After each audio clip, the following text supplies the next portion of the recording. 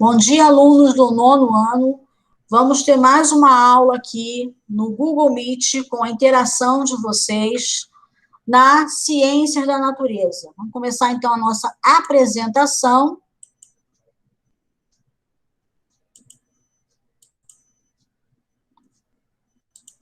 Bom, estão visualizando? Estão visualizando? Sim. Ótimo. Sim. Então, a nossa aula de hoje é relativa ao terceiro bimestre, volume 3.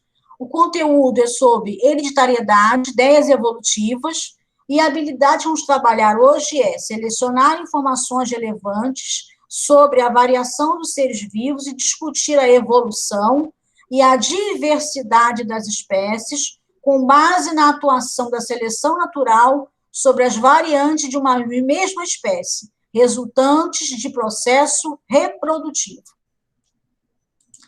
Então, vamos lá. Primeiramente, vamos falar um pouco sobre diversidades de espécies. Então, ao pesquisar sobre o conceito de diversidade, iremos verificar que ela aborda uma variedade de aspectos nos estudos científicos. A diversidade biológica é dada tanto pelo número de espécies que habitam um determinado espaço geográfico, com uma variação de característica entre os indivíduos de uma mesma espécie. O que quer dizer isso? Dentro de um mesmo espaço geográfico, você vai ter várias espécies habitando aquela região, e dentro da mesma espécie existe uma variação genética, que a gente já conversou em aulas anteriores, dentro da própria espécie. Então, os indivíduos têm uma variação, e essa variação é muito importante para quê? Para que o indivíduo tenha a capacidade de se adaptar quando existem mudanças ambientais.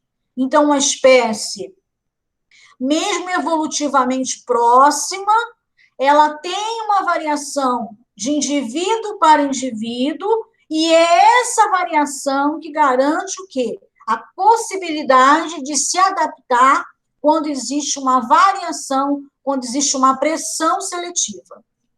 Então, nesse sentido, o conceito de diversidade biológica procura referir e integrar toda a variedade, e toda a variedade encontramos nos organismos vivos, nos seus diferentes níveis, nos seus ambientes que estão inseridos. É muito importante entender que o ambiente é a parte principal dessa possibilidade ou não de adaptação. Então, a gente fala que os seres vivos do planeta Terra, eles são adaptados aos ambientes encontrados no planeta Terra.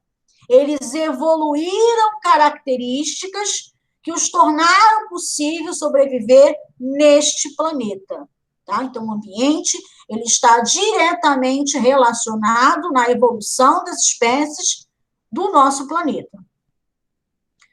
Importante destacar também que um dos fatores para a diversidade dessas espécies é o isolamento geográfico. Vamos ter aqui, por exemplo, o que aconteceu com o chimpanzé. Então, em um passado, existia apenas uma espécie de chimpanzé vivendo lá, né? Lá na África, tá? Na região do Congo. Mudanças geográficas fizeram que o rio Congo separasse as espécies de chimpanzé. Então, o rio Congo entrou no meio daquela população de chimpanzé, que era uma só, e aí o que aconteceu? Um isolamento geográfico. Então, você teve, de um lado, uma população de chimpanzé, e, de outro lado, outra população de chimpanzé. Vamos chamar aqui de sul e norte, tá? Então, de um lado, você tinha uma espécie de chimpanzé que teve que competir por alimento, competir por território com outras espécies de primata, né? E um outro lado, você teve uma espécie de chimpanzé que não tiveram essa necessidade. O que aconteceu nesse caso? Essa barreira geográfica originou duas espécies de chimpanzé. que hoje a gente conhece como os bonobos e os chimpanzés. Esses animais compartilham 99,6% do seu genoma. Então, são espécies muito próximas, mas que, pelo isolamento reprodutivo, você tem uma espécie A e uma espécie B. Esses animais são muito estudados, porque, biologicamente falando, né, são animais muito próximos geneticamente do homem, e esse isolamento geográfico, essa pressão seletiva diferente do que aconteceu com o chimpanzé, do que aconteceu com os bonobos, trouxeram características sociais totalmente diferentes. E isso é muito importante para estudar na biologia, né, na biologia comportamental. Por quê? O chimpanzé, por ter uma pressão seletiva por alimento, por espaço, é uma espécie muito, vamos chamar assim, eles são muito agressivos entre si, porque eles têm uma competição muito grande. Então, eles competem por alimento, por fêmeas, por território. Então, é comum nessa espécie de chimpanzé acontecer brigas entre o próprio grupo, e essas brigas, às vezes, até levam a grande violência, até com morte dos indivíduos daquela espécie. Já do lado dos bonobos, como eles não têm nenhuma pressão seletiva, não competem com outros primatas por alimento e por território, são animais extremamente dóceis. Eles não brigam entre si, eles não disputam território, não disputam fêmea, são extremamente tranquilos. Então, os biólogos estudam muito essa parte do comportamento, essa pressão seletiva, esse estresse que o chimpanzé sofre, para explicar algumas questões de violência também, tá? E é importante destacar que esses animais estão em extinção. Os bonobos, principalmente, porque estão em uma área de conflitos, que é a República do Congo, né? Os outros chimpanzés, eles são animais também que têm uma ameaça, mas os bonobos, principalmente, por causa da região que eles estão, ser próxima dessa cidade. Mas é importante destacar aqui que eles são muito parecidos no seu genoma. O que fez ter duas espécies foi o isolamento geográfico, e que isso levou, né, à compreensão não só da adaptação em relação às características biológicas, mas também adaptação às características sociais, aumentando um pouco mais aí a relação de evolução. Tá? Então, continuando aqui, existem evidências da evolução. Então, os cientistas procuraram estabelecer, dentro das espécies que nós temos hoje, e também do estudo de fósseis, né, que existe, sim, evidências que mostram que, no passado, nós tínhamos alguns animais que entraram em extinção e outros animais que foram, ao longo do tempo, evoluindo para outras espécies. Tá? Então, as principais características, né, evidências dessa evolução, nós podemos destacar os registros fósseis, tá? Tá aqui nesse quadrinho aqui, né? As semelhanças anatômicas, fisiológicas, celulares e genética entre os seres vivos. Principalmente, a gente pode avaliar que todos os seres vivos armazenam a informação genética na forma de DNA. Isso também é uma prova que existiu um ancestral comum, né? E isso e tudo, então, nos leva a investigar a ancestralidade dos seres vivos. Tá? Então, aqui a gente tem um quadro comparativo, né, o que são evidências, mostram que são registros, né, que nós podemos encontrar no nosso dia a dia, que provam que existiu um ancestral comum, e aqui nós temos principais evidências, que são os fósseis, a zoomologia, vamos ver daqui a pouquinho, e também a evidência molecular, tá bom? Isso aqui é só para vocês terem ideia do que a gente vai falar mais à frente, e depois vocês vão receber esse material em PDF, e aí vão conseguir avaliar melhor isso aqui, tá bom? Então, vamos continuar aqui, falando um pouco sobre a evidência dos fósseis, tá? O que são os fósseis? Vamos destacar aqui o que é importante. Lembrando que esse texto está para vocês também lá nas atividades que já vão ser postadas amanhã, tá bom? Então, os fósseis nada mais são do que documentos que atestam que a vida como conhecemos hoje não é igual à vida dos tempos passados.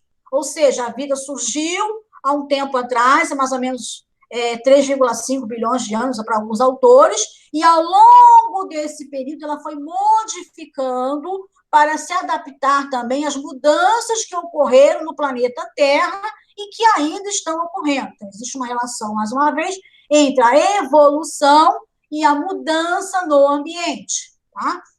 Essas relações podem ser definidas como o quê? Os fósseis são o quê? São restos ou vestígios de seres vivos que ficaram preservados em rocha, gelo, âmbar ou outros materiais. Alguns pesquisadores entendem e aceitam a ideia que os fósseis devem ocorrer entre animais com mais de 10 mil anos de idade. Tá? Isso é um conceito da paleontologia, que é a área da biologia que estuda essas características fósseis, né? Então, os fósseis, eles são considerados evidências da evolução, por quê? Porque são registro que mostra a frequência que os organismos vão se modificando, tá? Como eu já falei para vocês, como é o caso dos dinossauros. Hoje, se avalia muito na paleontologia se realmente os dinossauros todos foram extintos. Por quê? A gente pesquisa e vê muitas características dos dinossauros em aves. Então, eu posso dizer que uma parte do dinossauro, não todos, não entraram em extinção propriamente dita. Eles sim evoluíram para aves. E os fósseis me ajudam muito a mostrar isso, né? Então, os fósseis, você tem os ossos que foram mineralizados, você tem pegadas, tem dentes e até fezes de animais que mostram, então, esse passado evolutivo do planeta Terra, tá? Agora, uma pergunta para vocês aí, que eu gostaria de interagir com vocês que estão presentes na aula. A questão é o seguinte: todos os animais e plantas viram fósseis? Você acha que é fácil fossilizar? Vamos para a interação aí? É fácil, gente, fossilizar ou não? Vamos escrever aí no chat, a professora Rosária está nos acompanhando, mediando a aula, ela pode nos ajudar nesse sentido. O que vocês acham? É fácil ou não fossilizar? Vamos ver, vamos lá, pessoalzinho, vamos responder?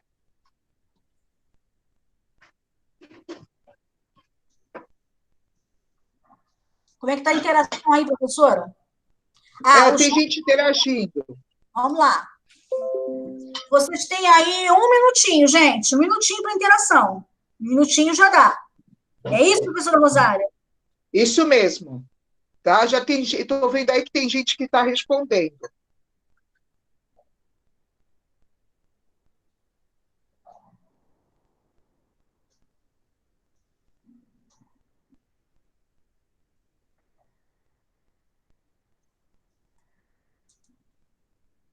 Quais são as respostas aí, professora?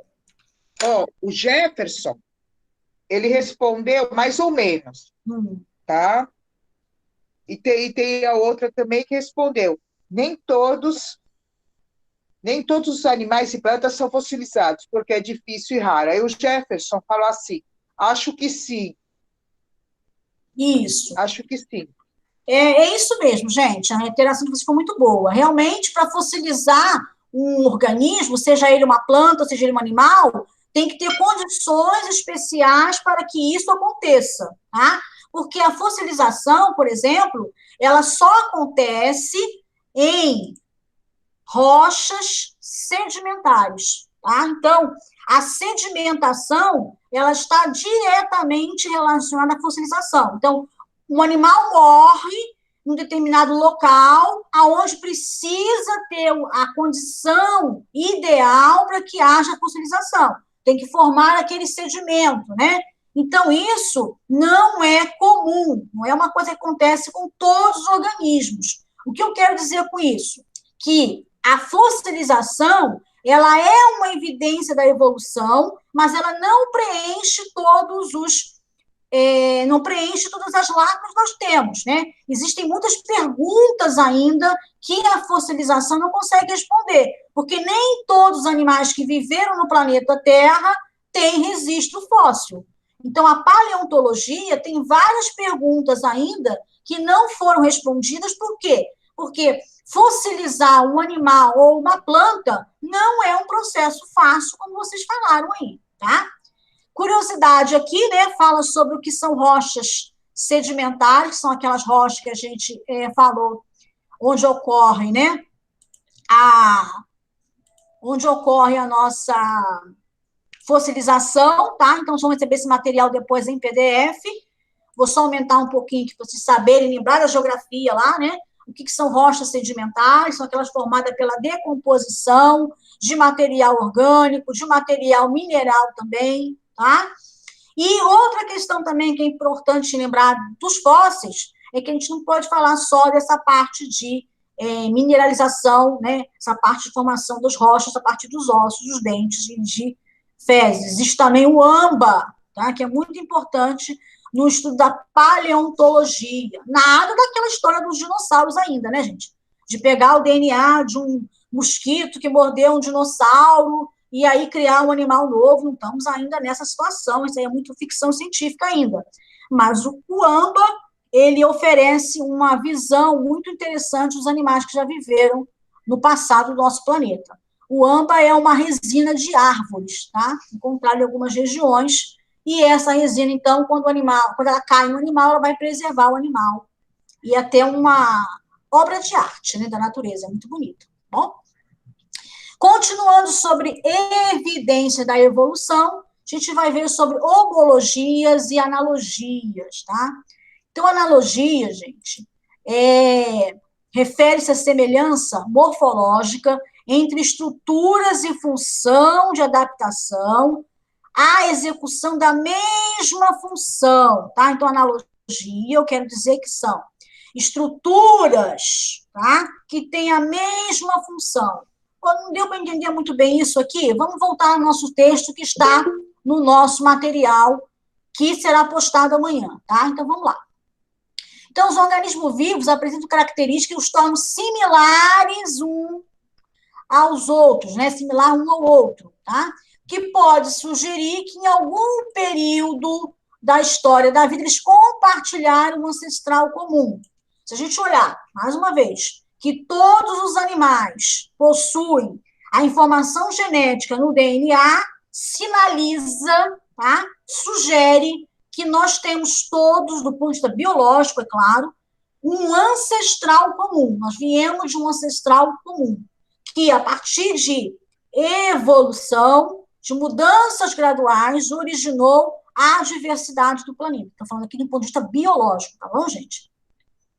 E aí, por exemplo, tem um exemplo do nosso texto aqui, né? Vamos analisar um crocodilo e um rato, tá? Quando você analisa os membros, patas, né, do crocodilo e do rato, por exemplo, percebe-se que eles, apesar de diferenças na morfologia, são bastante similares em sua anatomia. Isso eu quero dizer que o crocodilo, um réptil, né, gente? E o rato, um mamífero, podem apresentar algum grau de parentesco. Em um passado evolutivo, existiu um ancestral comum que deu origem aos crocodilianos e os roedores, no caso do rato. Bom? Então, neste caso, dizemos que a característica ela é homóloga, ou seja, existe uma origem embrionária diferente, semelhante. Quando você pega o desenvolvimento de alguns animais, por exemplo, no caso aí nossos répteis, né, e roedores, no início da fase embrionária, no início está se formando lá o animal, nos primeiros estágios de formação, você vê que é muito parecido. Tá? Existe é até difícil diferenciar em alguns casos. Depois que passa por um tempo, né, passa um tempo desse desenvolvimento embrionário, que então as espécies começam a tomar formas para a característica daquela espécie. Então, se existe um momento embrionário em que isso tudo é igual, isso me leva a crer, me leva a sugerir, então, mais uma vez, que existia o quê? Um ancestral comum e que aconteceram diferenças, alterações nesses animais que levaram ao surgimento de outras espécies, tá? Isso é o que nós chamamos de homologia, né? Quando tem um desenvolvimento embrionário semelhante, mas sempre exercer, mas nem sempre, desculpem, a mesma função, tá? Então, você tem membros de crocodilianos e membros de rato que têm de funções diferentes, mas quando você analisa, então, a parte embrionária, eles têm, então, semelhanças, tá? Isso é uma homologia, bom? Semelhança embrionária, mas nem sempre exerce a mesma função. No caso da analogia, refere-se à semelhança morfológica entre estruturas em função da adaptação à execução da mesma função. Então, aqui é o seguinte, são semelhanças morfológicas, não estou me referindo propriamente dita, né, às semelhanças. Deixa eu só pegar aqui para a gente poder mexer com isso aqui. Eu não estou me referindo somente, né, à embriologia, tá, gente? Então, quando a gente fala de embriologia, a embriologia é igual, tá? Mas a função não é diferente, estou falando de homologia. O que é a analogia? Analogia é quando você tem, por exemplo, as asas dos insetos e das aves. São estruturas diferentes quanto à origem embrionária. Então, quando você pensa da origem embrionária, a ave e o inseto não têm a mesma origem, tá? Mas a asa do inseto e a asa da ave tem a mesma função, ou seja, permitir o voo. Isso é uma analogia. Ao contrário de uma homologia, que é o caso aqui que nós falamos sobre os ratos e os crocodilianos, existe uma origem embrionária semelhante. Quando você vê um animal desenvolvendo, né, lá no ovo, no caso aqui dos crocodilianos e no rato, né, no caso do desenvolvimento embrionário dentro da fêmea, né, você vê que existe uma semelhança embrionária, mas nem sempre aquela estrutura vai ter a mesma função, porque no chegar no período, aquilo vai, então, vai se modificar, tá? Para atender as características daquele indivíduo. O que prova na homologia, mais uma vez? Um ancestral comum, tá bom? Vamos continuar aqui, então, e a gente vai falar um pouco sobre as evidências celulares e moleculares, tá bom? Além de todas as evidências descritas acima, podemos destacar as semelhanças observadas nos seres vivos a nível molecular e celular. Isso é muito importante hoje em dia, tá? Principalmente, gente, sobre o DNA, tá? O DNA mostra, primeiro, que todos os seres vivos que existem no planeta Terra compartilham o armazenamento da informação genética no DNA. Tá? Outra questão também. Existe muita semelhança de um ponto de vista biológico entre os seres vivos. Como nós falamos já, por exemplo, falamos do bonobo aqui, né, que é aquele chimpanzé que vive do outro lado do Rio Congo, onde não tem nenhuma influência, não tem nenhuma pressão seletiva. Se você comparar o DNA dele com o DNA do ser humano, tem uma semelhança de 98,7%. Tá? Então, nós compartilhamos genes entre espécies. Tá? Não estou dizendo que o homem é parente do chimpanzé. Estou falando que o homem compartilha ancestral comum, tá? Estou confundindo esse negócio. Então o homem veio do chimpanzé? Não, não veio do chimpanzé, tá? Homo sapiens sapiens, né? É outra evolução, é outra questão. Eu estou dizendo que o homem, o Homo sapiens sapiens, que é o nome da espécie humana na biologia, e o bonobo compartilham um ancestral comum há muito tempo, de um ponto de vista biológico. Então, estamos aqui querendo entrar no mérito de religião de ninguém, viu, gente? Fé é fé. Fé não tem que ser investigada, é o que você acredita. Nós estamos falando aqui de um ponto de vista biológico, uma coisa totalmente diferente, tá? Segundo a biologia, o homem e o bonodo vão compartilhar um ancestral comum. Se a gente voltar um pouquinho atrás, por exemplo, um crocodiliano com um rato vai compartilhar um ancestral comum. Se a gente for voltando, vai ter um ponto que todos os seres vivos do planeta Terra compartilham um ancestral comum. Isso é muito aceito na biologia atual, tá? Apesar de alguns cientistas colocarem que poderia ter mais do que um ancestral comum, tá bom? Mas isso é importante a gente ver um pouco mais à frente, hein? Bom, então nós esquecemos de falar um pouquinho aqui sobre os órgãos vestigiais, que também é uma característica, né, da evolução, tá, gente? Então, existem órgãos que estão se reduzindo ou perdendo a função, né? Mas que para alguns animais ele ainda tem função. O que eu quero dizer? Por exemplo, esse apêndice, né? Que tem aqui no final do nosso intestino delgado, indo para o intestino grosso, tá? O que acontece no homem? No homem, essa estrutura aqui, ó, ela não tem mais função, bom? Mas em outros animais, bom? Ela tem função. Em outros animais, ela tem função. O que está acontecendo no homem? A gente já falou isso lá quando falamos de Lamarck, né, gente? O que está acontecendo na espécie humana? Existem pessoas que já estão nascendo sem o apêndice secal.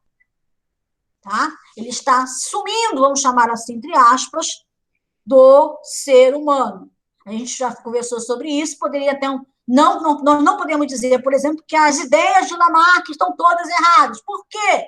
Porque esses órgãos vestigiais aí mostram que, quando não está usando, no caso, esse apêndice secal, ele está sumindo da espécie humana, mas em outras espécies onde ele é muito utilizado, ele permanece. Tá? Então, os órgãos, né, vestigiais também são uma evidência da evolução que a gente acabou passando aqui, tá bom? Bom, então vamos aqui para a nossa segunda questão, que vocês podem interagir aqui conosco, né? E a pergunta é a seguinte: cite uma evidência evolutiva. Vamos lá, vamos à interação aí.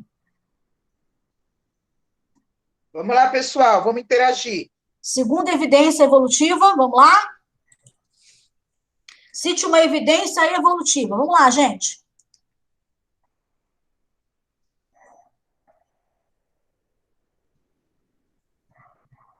E aí, pessoal, vamos lá?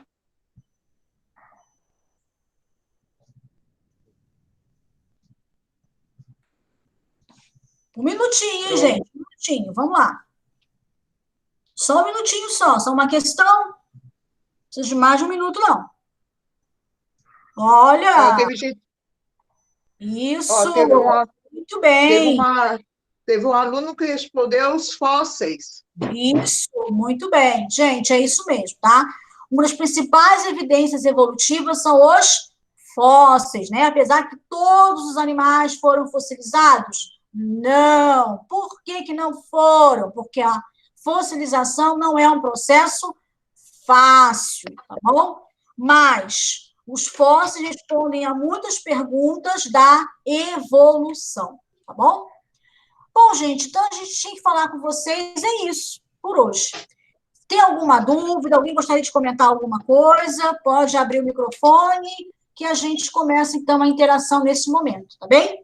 Lembrando que amanhã eu vou colocar essa atividade lá no nosso Classroom e vocês, então, vão responder lá as questões, tá? E eu vou passar esse material também para vocês em PDF, para vocês poderem ler esse material. A gente tem que estudar, tem que rever essa aula. Ela vai estar disponível para vocês no YouTube, tá? Não tem por que não aprender, é só rever a aula. Uma pergunta, meus amores? Vamos lá, Carlos, eu não entendi sua pergunta. Você pode repetir sua pergunta, por favor? Pode ligar o seu microfone? Ele escreveu aqui no chat, mas eu não entendi a pergunta dele. Ele falou assim, como assim, professora? Eu não entendi. No dos fósseis. O que você não entendeu dos fósseis, Carlos? Você está sem som? Eu acho que o Carlos está sem som. Carlos, eu não entendi a sua pergunta. Acho que ele está sem som, ele não está conseguindo falar com a gente do que é. Mas olha só, Carlos, é o seguinte, o que a gente falou sobre fósseis, né? Fósseis são, o animal morre, tá? E em um determinado local, ele vai sedimentar, ou seja, vai ter estruturas, né, rochas lá, caindo, sedimentos, tá? Caindo sobre ele, fazendo com que a parte de osso, a parte orgânica seja substituída por um mineral. E aí, não é que você tem um osso ali, você tem um mineral que tomou a forma daquele osso, entendeu? Então, quando a pessoa vai analisar um fóssil, ela vai pegar uma rocha sedimentar, e aí ela vai, então, ver a estrutura do animal que ficou ali. Então, não é um processo que acontece com todos os seres vivos, como nós falamos, não. Isso é um processo especial, acontece de vez em quando. Mas quando você pega todos os fósseis que existem no mundo, você consegue determinar o quê? Que existiram evidências que houve uma evolução. O que é importante também, por exemplo, existe uma teoria chamada de teoria da deriva continental, que mostra o quê? Que todos os continentes, no início da vida do planeta, estavam reunidos na Pangeia. E com a movimentação da crosta terrestre, esses continentes foram se afastando, né? Primeiro Gondwana e Eurásia, e depois o que a gente vê hoje. E continuam se afastando. Uma das evidências da deriva continental, justamente, é os fósseis. Você encontra fósseis de um lado, por exemplo, vamos dar um exemplo aqui hipotético, né? Você encontra um fóssil de um animal na América e um fóssil de animal na África. Hoje existe um oceano Atlântico, então se um animal não voa, e o voo seria muito difícil dessa distância toda, como é que eu tenho um animal que vive da mesma característica, que viveu na América do Sul e que viveu na África? Isso leva a crer que a América do Sul e a África, em algum momento do passado, estiveram reunidas. E, realmente, se você pegar o mapa do mundo e você for encaixar os continentes, você vai ver que a América vai se encaixar na África. Tá? Então, também, a deriva continental busca, né, provar essa teoria com o uso dos fósseis. Então, você vê fósseis vivendo, na época de Pangeia, por exemplo, fósseis que viviam no mundo inteiro, tá? E você evidencia que existia um supercontinente de Pangeia. Essa dança, né, entre os continentes continua até hoje, né? Tá bom? Agora, o caso de que entendeu o que eram os fósseis, né, gente? A América continua se afastando da África, viu, gente? Então, decorre formação das cordilheiras dos Andes, né? Aí, por muito da geografia, a gente já está saindo um pouco da ciência da natureza, no caso nosso aqui, de evidências evolutivas, tá bom? Bom, alguma dúvida mais, além do Carlos aqui, que interagiu com a gente? Apesar de estar sem microfone, né? Tudo bem? Mais alguma dúvida? Gente, eu vou encerrar a gravação, tá? Nesse momento. E aí a gente abre para quem está com vergonha aí de falar.